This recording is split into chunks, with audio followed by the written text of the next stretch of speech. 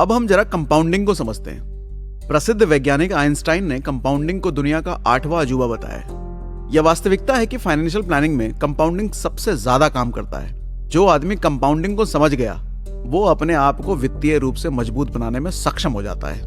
हमने fake rich और real rich मानसिकता से पैसों का सदुपयोग तो समझा, लेकिन क्या पैसों के सदुपयोग से ही आप अमीर बन सकते हैं? इतना आसान होता तो फिर बात ही क्या थी। पैसों के सदुपयोग से आप एक अच्छी बचत कर सकते हैं, लेकिन अमीर बनने के लिए केवल इतना काफी नहीं है। रियल रिच बनने के लिए बचत किए हुए पैसों को सही निर्णय के साथ सही अवसर और सही जगह पर निवेश करना पड़ता है। मजे की बात यह है कि यही कंपाउंडिंग की असली पावर है और आपके लिए रियल रिच बनने के दरवाजे खोल देती है। आपकी जिंदगी में एक ऐसा समय जरूर आएगा जब आपको एक्टिव इनकम के अलावा निवेश किए गए पैसों पर भी फायदा मिलना चालू हो जाएगा। मैं आपको कंपाउंडिंग की पावर एक एग्जाम्पल के जरिए समझाता हूँ। यकीन मानिए कि इसे समझने के बाद आपकी जिंदगी में बहुत बड़ा बदलाव आ सकता है। अमित और राज एक अच्छे दोस्त हैं और दोनों ही एक ही सोसाइटी में रहते हैं। मैं एक दिन दोनों से मिला और मैंने उन्हें 2 ऑप्शन दिए। मैंने पहला ऑप्शन दिया कि मैं तुम्हें आज 1 रुपए दूंगा और कल से हर रोज इसे दोगुना करके 30 दिनों तक देता रहूंगा। फिर मैंने दूसरा ऑप्शन दिया कि मैं तुम्हें 50 लाख रुपए आज ही दे देता हूं, तो तुम दोनों में से कौन सा ऑप्शन चुनोगे? तो अपना उतावला अमित तुरंत बोला कि सागर भाई, मैं तो 50 लाख वाला ही चुनूंगा। राज बड़ा होशियार था, वो कंपाउंडिंग जानता था। वो थोड़ी देर सोचने के बाद बोला, मैं तो पहला ऑप्शन लूंगा। ये सुनकर अमित ने तुरंत राज की तरफ देखा और हंसने लगा। बोला, राज तू तो बेवकूफ निकला रे, ऐसा कोई करता है भला? कहां 1 रुपए रोज डबल करके और कहां 50 लाख, दोनों का कोई मुकाबला ही नहीं है। अब राज ने कहा, अमित भाई बात बिल्कुल सही है, दोनों का कोई मुकाबला नहीं है। अब राज ने मुस्कुराते हुए अमित को एक पेपर पर लिखकर कंपाउंडिंग की ताकत बताई। तो राज ने अमित को बताया कि अब देख भाई, मैं तुझे समझाता हूँ। 1 रुपए को हर रोज डबल करने के ऑप्शन को जरा समझते हैं। आज 1 रुपए, कल डबल करके 2 रुपए, अगले दिन डबल करके 4, अगले दिन 8, अगले दिन 16, ऐसे करते करते सिर्फ 15वें दिन ये 16,384 रुपए बनता है। और अगर 20वें दिन की बात करें तो 20वें दिन बनेगा 5,24,288 रुपए। और 30वें दिन, ठीक उसके 10 दिन बाद, ये पैसा बन जाएगा 53,68,70,912 रुपए। अब तो आप भी कंपाउंडिंग की ताकत को समझ ही गए होंगे। हाँ, तो मैं कह रहा था कि पैसों को लेकर हमारी सोच हमें बर्बाद भी कर सकती है। इसके लिए एक बार फिर से मैं उसी अमित और राज का जरा भविष्य आपको दिखाता हूं। तो आइए अब हम अमित और राज की इस कहानी से समझते हैं कि फेक रिच बर्बाद कैसे होते हैं। सबसे पहले अमित की कहानी बताता हूं। अमित को अपनी पहली जॉब 20,000 रुपए की मिलती है। अब जॉब लगी है तो कुछ तो अच्छा किया जाए। अमित को एक अच्छी बाइक खरीदने की बहुत समय से इच्छा थी। अमित ने पापा से डाउन पेमेंट लेकर 5,000 रुपए हर महीने की किस्त पर लोन करवा ली और एक बाइक ले ली। ये किस्त अमित को 5 साल तक देनी थी। अब बचे हुए 15,000 में हर महीने वो पूरा का पूरा 15,000 खर्च कर रहा था, जिसमें उसके फ्लैट का किराया 10,000 रुपए और खुद के खाने पीने के 5,000 रुपए शामिल थे। अमित की जिंदगी बढ़िया चल रही थी, लेकिन धीरे धीरे उसके नए दोस्त बने। उनके साथ घूमना फिरना, मल्टीप्लेक्स में फिल्में देखना और वीकली पार्टी करना। अब उसके लिए 20,000 की सैलरी में सब कुछ अच्छे से करना मुश्किल हो गया था। अब उसने सोचा कि इस कंपनी में ज्यादा सैलरी बढ़ेगी नहीं, तो जॉब ही बदल डालता हूँ। आगे बढ़ने से पहले हम इस स्थिति में उसकी आय और खर्चे का जरा आकलन यानी कि एनालिसिस कर लेते हैं। अब देखो, जरा मेरी बात ध्यान से समझना। अमित की महीने की सैलरी कितनी है? 20,000 रुपए। बाइक की EMI कितनी? 5,000 रुपए। घर का किराया कितना? 10,000 रुपए। बाकी के खर्चे 5,000। टोटल खर्चे हो गए 20,000 रुपए। यानी कि 20,000 उसकी कमाई और 20,000 खर्चे। तो बचा कितना? कुछ भी नहीं। इन्वेस्ट करने का कोई मौका बिल्कुल भी नहीं, और आपातकालीन स्थिति में कोई इमरजेंसी फंड बिल्कुल भी नहीं। इसके 2 साल बाद अब उसकी सैलरी 35,000 हो गई है। अब सब कुछ ठीक चल रहा है।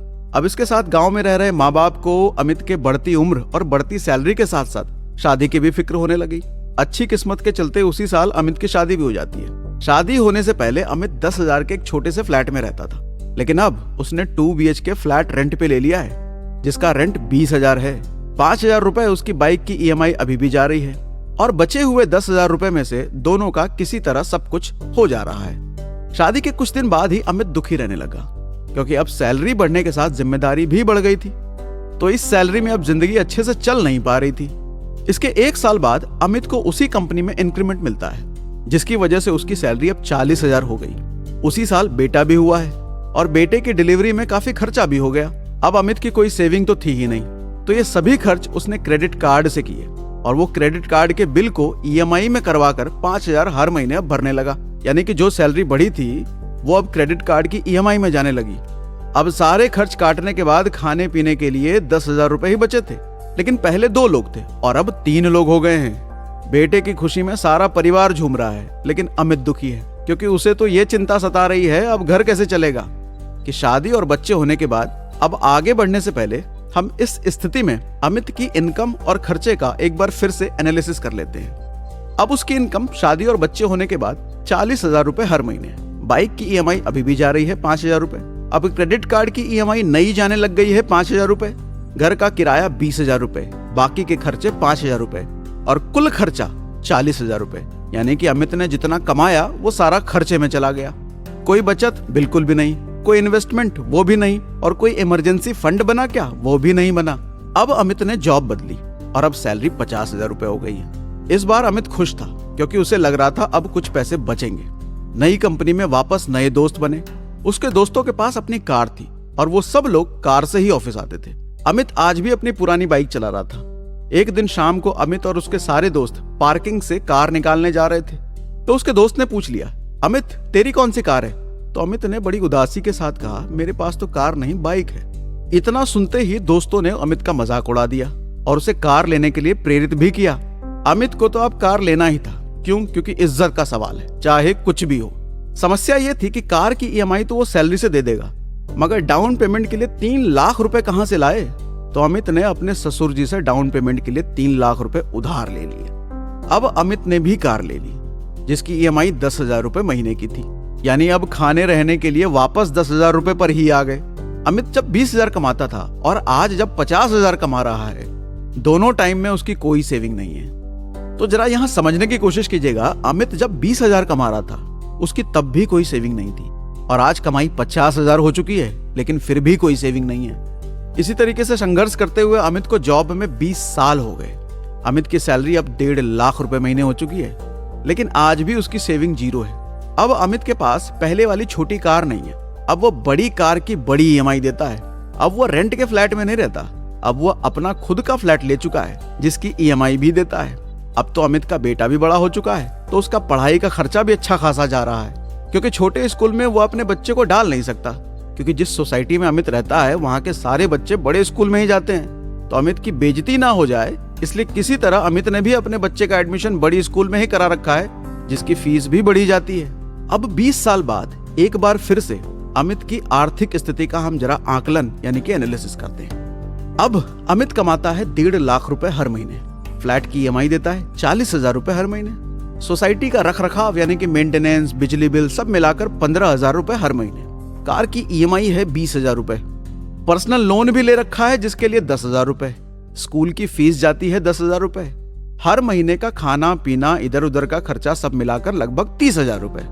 अमित ने एक जीवन बीमा भी ले रखा है यानी कि लाइफ इंश्योरेंस, ये बहुत अच्छी बात है, जिसके लिए वो 5,000 रुपए हर महीने प्रीमियम भर रहा है। लेकिन दिक्कत यह है कि जिसकी मैच्योरिटी वैल्यू टोटल 20 लाख रुपए ही है और कुछ एक्स्ट्रा एक्सपेंस को भी कैलकुलेट करें तो 20,000 रुपए वहां भी जा रहे हैं। तो अब टोटल खर्चे अगर अमित के देखे जाए तो 1.5 लाख रुपए निकल के आते हैं, यानी कि अमित की कमाई भी 1.5 लाख और खर्चे भी 1.5 लाख। अब उसके पास लिक्विड कैश की बात करें तो कोई लिक्विड कैश नहीं है, लेकिन जहां कर्जे की बात करें तो कर्जे में अभी भी अमित है, यानी कि हाई डेट में अभी भी है अमित। संपत्ति के नाम पे उसके पास एक फ्लैट जरूर है, लेकिन बचत कोई भी नहीं। निवेश के नाम पे सिर्फ एक लाइफ इंश्योरेंस। अमित की जिंदगी को देखकर आपको ऐसा नहीं लग रहा कि अमित एक सुनसान रास्ते पर रात को पूरे परिवार के साथ एक ऐसी कार में जा रहा है जिसमें स्टेपनी है ही नहीं, एक ऐसा सुनसान रास्ता जो खतरनाक है, और एक भी टायर अगर पंचर हुआ तो अमित क्या करेगा? पूरे परिवार के साथ कुछ भी हो सकता है। मैं ऐसा इसलिए कह रहा हूं कि पूरी जिंदगी उसकी कोई सेविंग नहीं है, कोई इमरजेंसी फंड नहीं बनाया उसने। कभी अगर पैसे की जरूरत पड़ गई तो वो कैसे पूरा करेगा? एक और लोन लेकर? शायद यही रास्ता आज के टाइम में लोगों के पास बचा है। आपको क्या लगता है, जब अमित का बेटा बड़ा होकर हायर स्टडीज के लिए जाएगा तो उस समय अमित पैसे कहां से लाएगा? क्या अमित को मन की शांति होगी उस वक्त, या फिर हमेशा परेशान रहेगा? अमित का बेटा जब 20 साल का होगा, अपनी स्टडी खत्म के लिए हायर स्टडीज के लिए जाएगा, उस वक्त अमित की उम्र 60 साल हो चुकी होगी। रिटायरमेंट के समय वो पैसा कहां से लाएगा? अब बड़ा सवाल ये भी है कि अमित के बेटे के घर जॉब नहीं लगी उस वक्त, तो घर कैसे चलेगा और उसके बेटे से उसके रिश्ते कैसे होंगे। और अगर जॉब लग भी गई तो अमित का बेटा भी अमित की तरह उसी बोझ में दबता चला जाएगा। एक बात तो तय है, अमित का बुढ़ापा बहुत तकलीफ में गुजरने वाला है, चाहे उसके बेटे की जॉब लगे या ना लगे। उस बुढ़ापे में वो अपनी जवानी के समय हुई पैसों की बर्बादी के बारे में सोच सोच कर पछता रहा होगा कि काश उस वक्त पैसे बचा लिए होते। संभावना है कि अमित और उसकी पत्नी को बुढ़ापा किसी वृद्धाश्रम में काटना पड़े। दरअसल ये कहानी सिर्फ अमित की नहीं है, बल्कि आज भारत के 100 में से 85 लोगों की यही स्थिति है। जब तक वो लोग पैसे के इस्तेमाल को समझ पाते हैं, तब तक बहुत देर हो चुकी होती है। अब आप यहाँ मुझसे पूछ सकते हो कि अमित ने ज्यादा फिजूल खर्च तो किया ही नहीं, वो हर रोज शराब में पैसे नहीं उड़ाता था, गैम्बलिंग में नहीं उड़ाता था, तो वो पैसे कितना भी बचा लेता, बुढ़ापे तक भी वो ज्यादा नहीं बचा पाता। मैं जानता हूँ आप कहानी में इतना खो गए हैं कि शायद कंपाउंडिंग की ताकत को भूल चुके होगे। कंपाउंडिंग सिर्फ पैसे में नहीं, बल्कि आपकी सोच पर भी काम करता है।